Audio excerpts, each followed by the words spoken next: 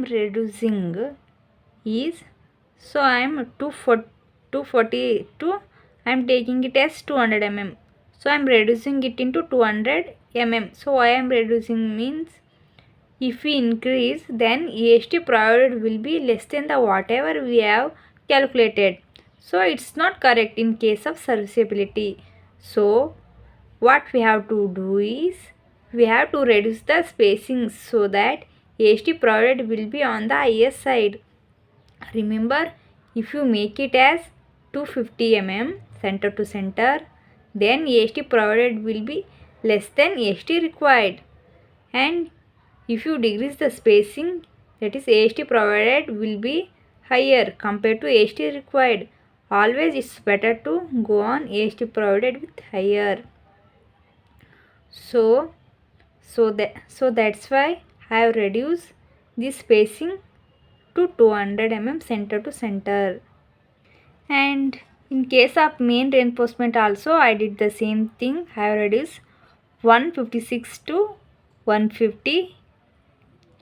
156 to 150 have reduced, have taken spacing as 150 mm center to center. So again we need to go for the safety check for spacing. So as per clause 26.3.3 page number 46, for distribution for what they have said, spacing should not be greater than 5D. I will show. So page number 46.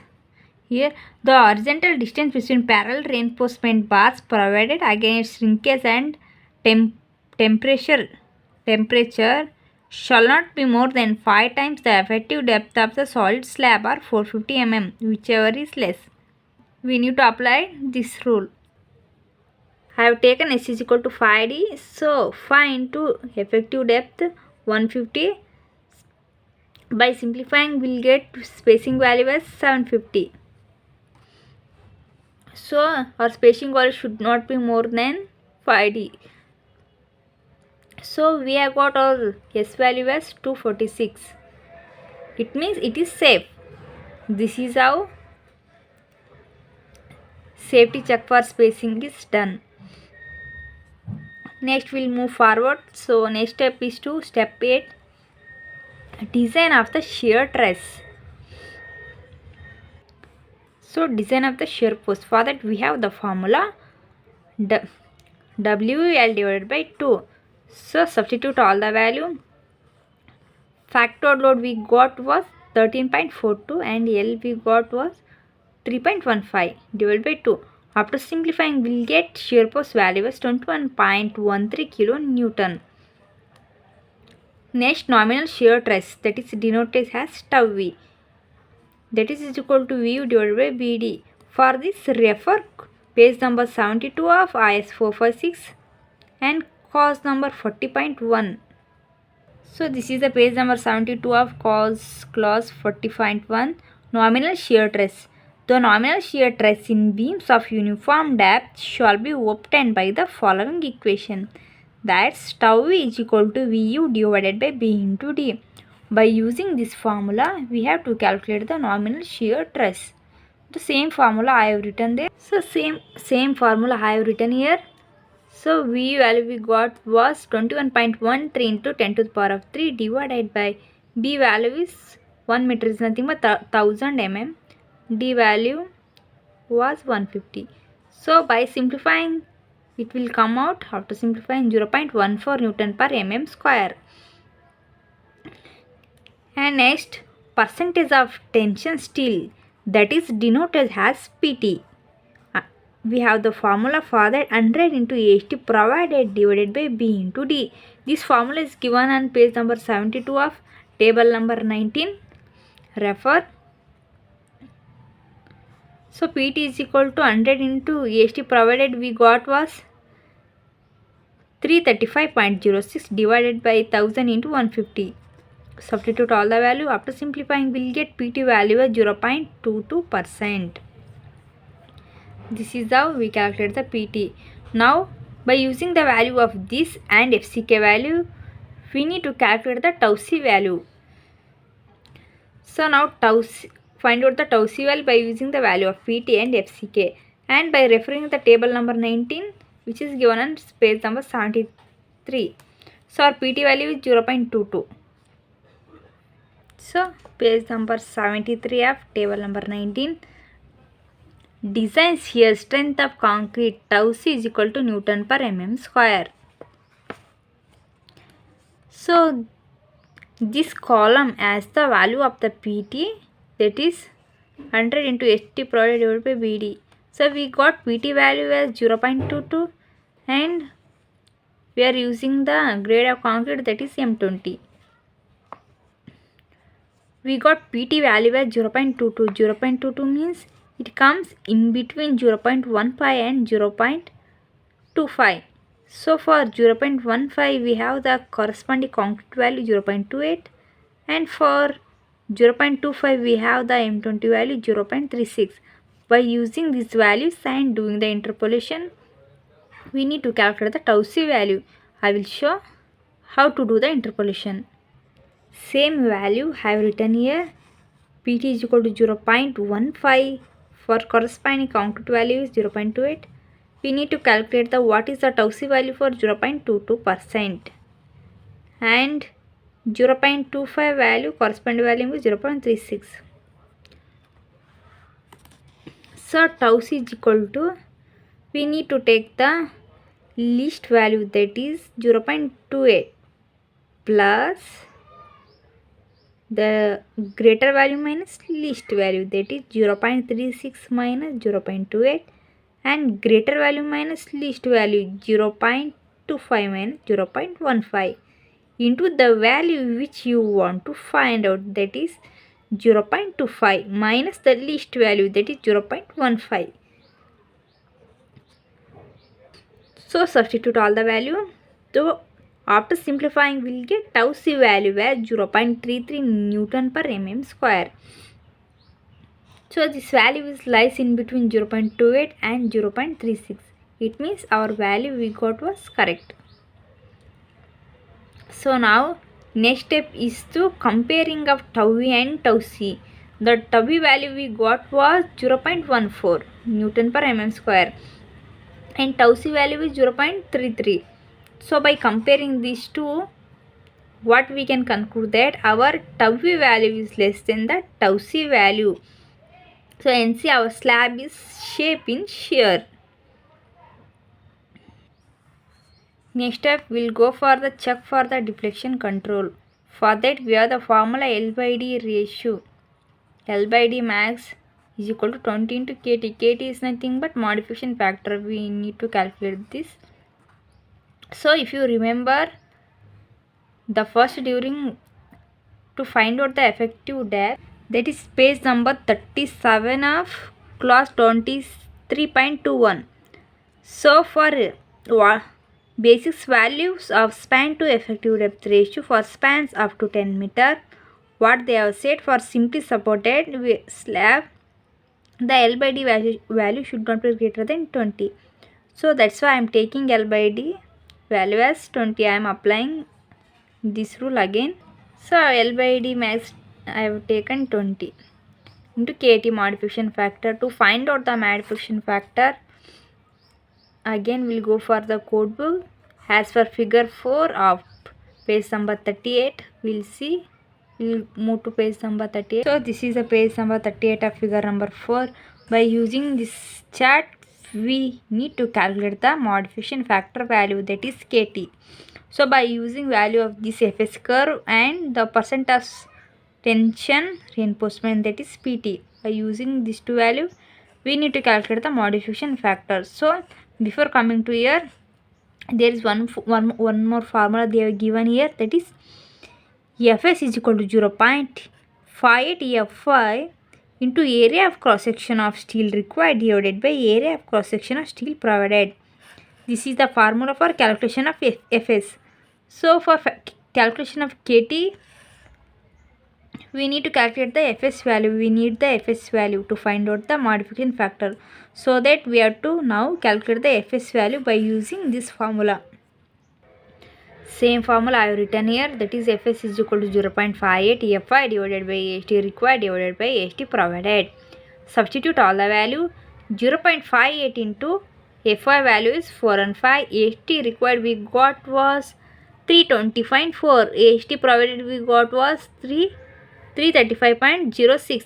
By simplifying, we'll get Fs value as 230.16 Newton per mm square.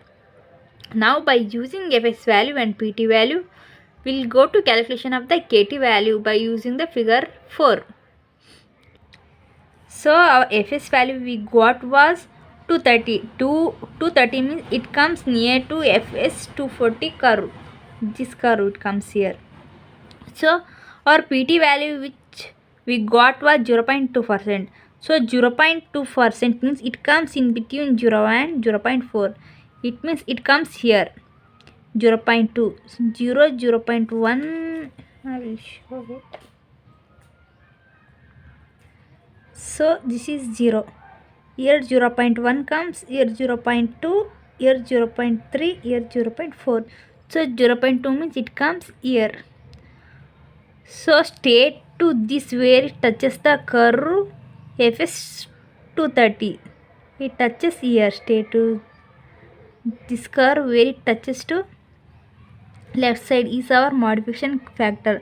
So it comes here approximately 1.6 it comes. So I am taking modification factor, that is Kt value as 1.6. So we got Kt value as 1.6. So now we have to substitute Kt value in this equation. So L by D max is equal to 20 into Kt, that is 1.6. After simplifying, we'll get L by D max value as 32. So next we need to calculate the L by D actual. So L we got was 3150. D 150 value. D value was 150. So by simplifying, we'll get L by D actual is 21. So by comparing these two, we can conclude that our L by D actual is less than the L by D max. So deflection is within permissible limit. When our L by D max is greater than L by D actual, our deflection is within permissible limit. This is how we have to go for the deflection control check. So next step is to check for the development length. This is the last step. For this again we need to refer the code book as per code book rule. For simply supports, page number 44 of 26.2.3.3, what it says, we'll move to page number 44. L by D less than or equal to 1.3 into M1 divided by V plus L naught. So this formula is given on page number 44. We'll see what it says. Page number 44 of clause 26.2.33. See, at simple support and at points of inflection, positive movement tension reinforcement shall be limited to a diameter such that LD computed for FT by 26.2.1 does not exceed.